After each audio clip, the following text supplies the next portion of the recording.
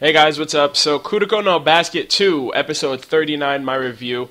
The basketball matchup between Team Seirin, Team Toho, it was literally out of this world. It was literally crazy. I haven't been this hyped up since Season 1 with Kisei trying to duplicate Aomine's basketball style, and that episode, like that entirety of that basketball matchup was insane.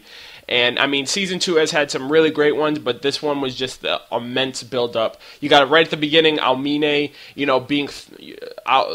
was beside himself when he saw that ignite past Kai technique from Kuroko. I was like, when I saw it, I was like, holy shit, dude! Like that shit looks so badass. The fact that he like punches it, he palms it, and then he twists it. So then at that point, it like gives him the extra penetrative force, like a bullet going through a gun, like Midori explained. It wasn't even the technique that got me. What got me was how it blasted through Aomine's hand and his reaction like, oh my god, is this really Tetsu? Is this really Kuroko, like, going up against me right now? And that did it for me. Like, I had goosebumps when that happened. It was so crazy, dude. But from there, Kuroko is already growing. The match, he's using his Vanishing Drive. He used his Ignite past Kai only 2 times during the match, which towards the end it was really disappointing to see his breakdown. But from, everything from this episode was literally sick. You got Aomine and Kagami going up one-on-one mentally.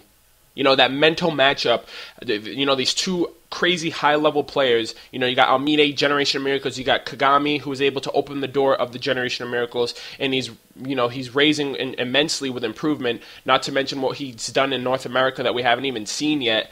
And that matchup was crazy. I thought that matchup was really happening, and he was like, Kagami was shaking oh my gosh. Kagami was shaking Aomine, and it turned out it wasn't real, but at the same time, I was like, that's what I'm expecting. I'm expecting him to do some crazy juke moves, as a sense of revenge for his team getting destroyed in season 1. But from there, we see Hyuga as well. Hyuga's doing his thing, his new jump ability, his barrier jumper. He's able to do that crazy fast step back. That's, I think, pretty much was handed down from Rico's dad, because that's the exact same thing that he did. So now he doesn't need screens to make 3-point shots, which is pretty sick. And I like how during, the middle part of the episode, it was like a one-on-one 3-point pride matchup. You had Hyuga, who's the 3-point shooter for Seirin, and then you have Sakurai, who is the 3-point shooter for Toho, which is my personal favorite on that team. I just like him as a character, the fact that he always says sorry when he makes 3-point shots and stuff like that. I liked him really more in season 1, how he was like completely overwhelmed when Kisei became like the next Aomine.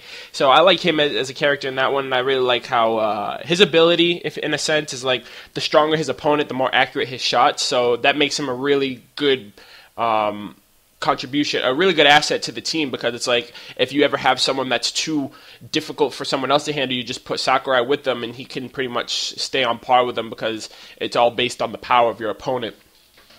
The whole match was sick. It was amazing. I loved every moment of it.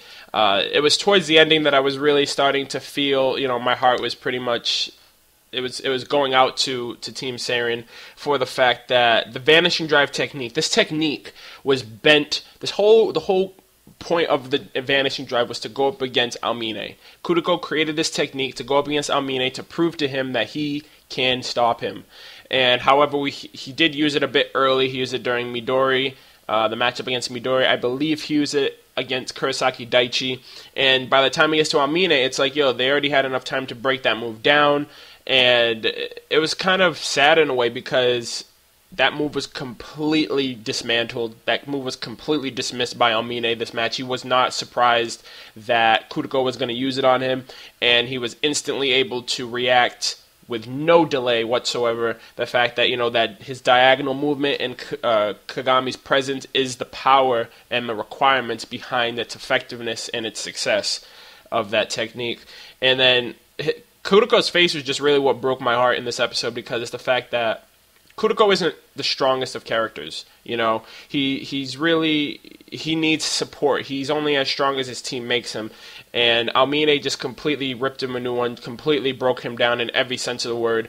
And then he uses his Ignite past Kai out of anger, and we've only seen that move twice, and he's already like, don't try using that shit on me. You already used it once, it's not going to work again. And at that point, it's like, I feel like Kuroko's thinking, like, what was the point? What was the point of doing all this training, all of this work, all of this new techniques and stuff like that, for it to just be thwarted like that?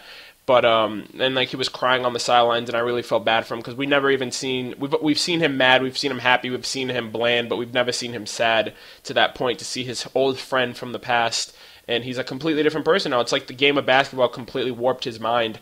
But the next episode is I'm hoping we can get a lot more revenge. For Kuroko's sake, Kagami is going to be going up there, showing Almine a few things that he learned in America, which I'm extremely looking forward to, because I feel that he needs it at this point. Almine is way too cocky, even if he is that good of a player. But that was the episode for me. Also, the opening and ending was really great as well. I don't know if I mentioned that in the beginning, but the opening and ending were really great too. With the Winter Cup being the theme of the opening. I don't know how far the series is going to go with, the season 2 is already halfway done, and it seemed like the opening was based more on Toho versus Seirin, not necessarily against the Winter Cup in general, because there's not really that many other matchups that were expressed in the opening. The ending was really good too. I like the opening. The ending was good too. I like the opening a lot more, but both songs are like top notch. But that's all I got for this review, guys. Let me know what you guys thought about the basketball match. What do you guys thought about the opening or ending? What you guys are looking forward to in the comments. Also, be sure to like and subscribe to my channel if you haven't already. And I'll catch you guys next week. Peace.